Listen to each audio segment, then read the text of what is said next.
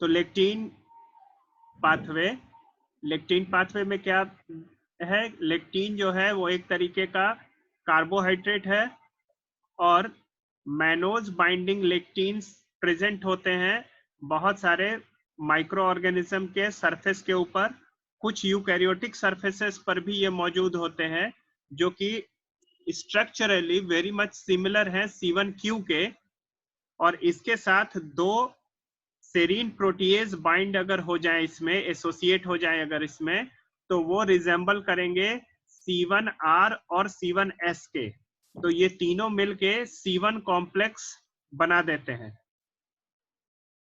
ये C1 complex बिल्कुल उसी तरीके से काम करेगा जिस तरीके से क्लासिकल पाथवे में C1 कॉम्प्लेक्स काम कर रहा था। नतीजा क्या होगा कि ये ठीक उसी तरीके से काम करने लगेगा जिस तरीके से क्लासिकल पाथवे काम कर रहा था।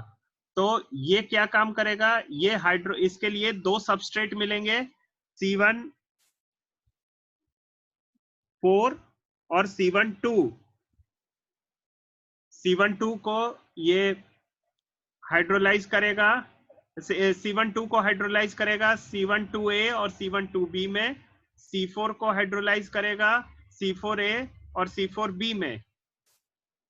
इसके बाद C4B और C2A आपस में कंबाइंड होके बनाएंगे C3 कन्वर्टेज, जो कि होगा,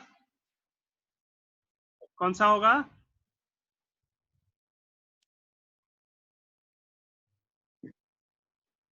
वो होगा C4B2A।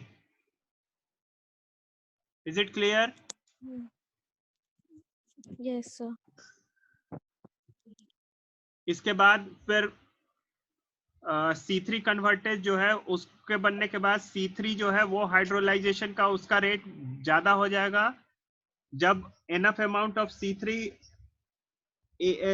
के हाइड्रोलेज जो C3A और C3B है वो एक्युमुलेट हो जाएगा, तब C3B जो है वो इस C3 कन्वर्टेज में आके अटैच हो जाएगा, और अटैच होने के बाद बनाएगा C5 convertase, that is C4B2A 3B complex, 3B complex. that is C5 convertase. Is it clear to everyone? Yes sir. Okay, now coming ahead.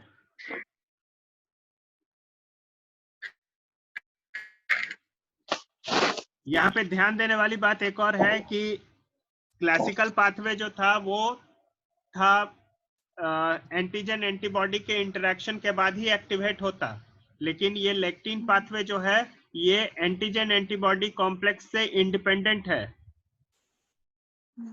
मतलब ये भी इनेट इम्यूनिटी का पार्ट बन जाता है, जहां पे मॉलिक्यूलर पैटर्न के हिसाब से ये कॉम्प्लीमेंट सिस्टम का एक्टिवेशन हो रहा है। So out of these 3 types of complement activation, one of it is dependent on antibody, rest 2 others are dependent on PAMs, mean if they will get some molecular pattern, the pattern which are generally not found in the host, they will get activated. Clear hai? Yes sir.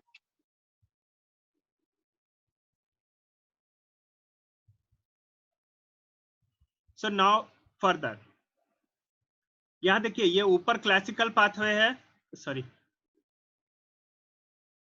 यहाँ ऊपर देखिए ऊपर classical pathway है, नीचे alternative pathway है।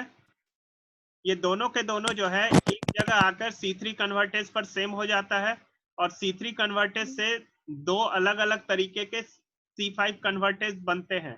मतलब दो अलग अलग तरह के C3 कन्वर्टेज बने और दो अलग अलग तरह के C5 कन्वर्टेज बने, लेकिन ये दोनों C5 कन्वर्टेज का काम एक ही है। काम क्या है? C5 को C5A और C5B में कन्वर्ट करना।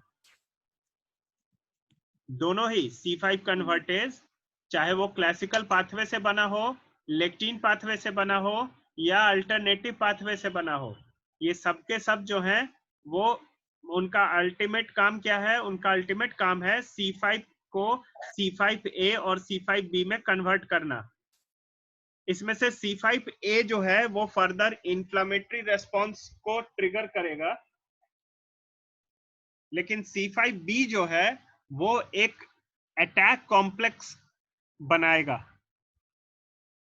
ये C5B जो है वो प्लाज्मा में ही मौजूद कुछ अलग कुछ अलग प्रोटीन्स के साथ मिलके, जिसमें C6, C7, C8 और C9 है, इनके साथ वन आफ्टर द अनदर ये अटैच होता जाएगा और अटैच होने के बाद ये मेम्ब्रेन में एक पोर बना देता है। समझ में आया? C5B वो सबसे पहले C6 के Yes, साथ sir. अटैच होगा, फिर C7 के साथ होगा, फिर C8 के साथ होगा, और C9 जो है ना वो बहुत सारा C9. अटैच होता है, n नंबर ऑफ C9, एक नहीं बहुत सारा C9 के साथ अटैच होगा। और ये कितना नंबर ऑफ C9 है ये डिपेंड करता है मॉलिक्यूलर पैटर्न पे, डिपेंड करता है कितना बड़ा होल बनाना है उसको। जितना ज्यादा C9 अटैच होगा उतना बड़ा होल बनेगा, और इस पूरे कॉम्प्लेक्स को बोलते हैं हम लोग मेम्ब्रेन अटैक कॉम्प्लेक्स, मैक।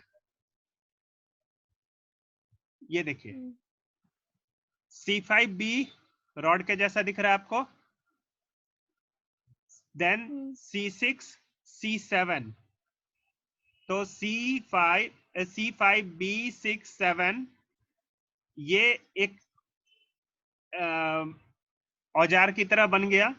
उसके बाद उसमें C8 जब आके लग जाता है, देन वो इतना कैपेबल हो जाता है कि वो अपने आप को मेम्ब्रेन में इंसर्ट कर सके। तो C5B6-7-8 it inserts itself into the target membrane,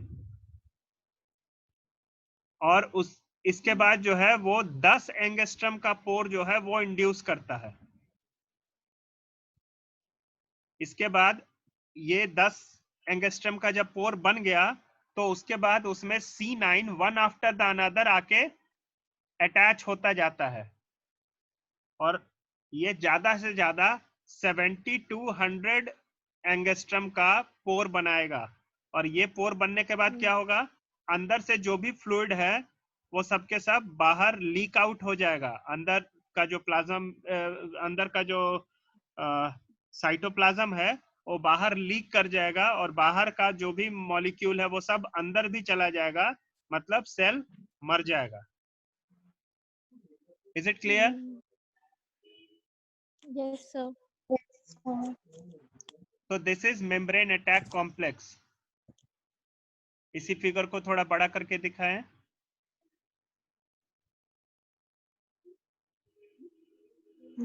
अब ये देखिए, ये जो पिक्चर है इसी पिक्चर के बारे में कह रहा था। ये जो आपको दिख रहा है ना, ये साइड वाले फिगर में, ये उसी इलेक्ट्रॉन माइक्रोस्कोप से लिया गया पिक्चर है, जहां पे आपको आरबीसी के ऊपर ये छेद दिख रहा है। और ये छेद तब होता है जब पैथोजन में लेक्टिन डिपेंडेंट पाथवे जो है ना, लेक्टिन पाथवे, उसका एक्टिवेशन हुआ है, क्योंकि लेक्टिन के जैसा मॉलिक्यूल जो है वो आरबीसी पे भी मौजूद होता है। और अगर अटैक जो है आरबीसी पे भी हो गया तो वहां भी इसी तरीके के पोर्स बनाएगा वो। ठीक है? Yes, sir. यहाँ देखिए, ये इकोलाई के ऊपर दिखाया गया है। इकोलाई को सबसे पहले अलाइव दिख रहा है, उसके बाद उसको मार डाला और फिर उसको पूरा छेद करके बिल्कुल फट गया वो।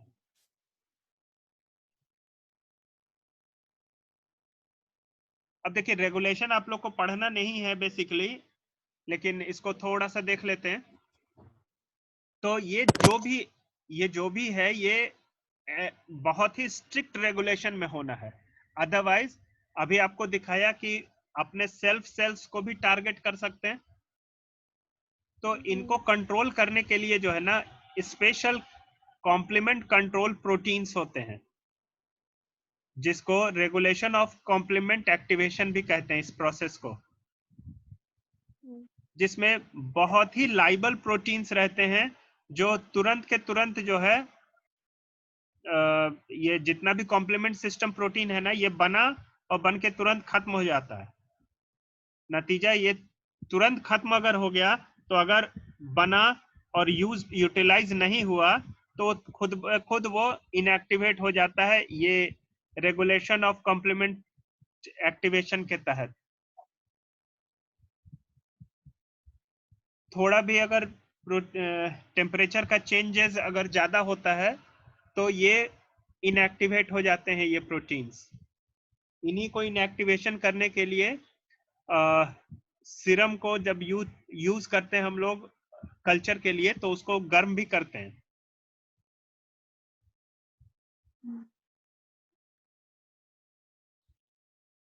अब देखिए, कुछ प्रोटीन बेस्ड जो है इनहिबिशन भी होता है, जैसे एक C1 इनहिबिटर होता है। ये C1 इनहिबिटर जो है ये जो एक्टिव साइट्स जो है जहां पे ये हाइड्रोलिसिस ऑफ C2C4 हो रहा था, दैट इज C1R2S2, उसको डिसोसिएट कर देते हैं। जब डिसोसिएट कर देंगे तो फिर वो अब एक्टिव नहीं रहेगा।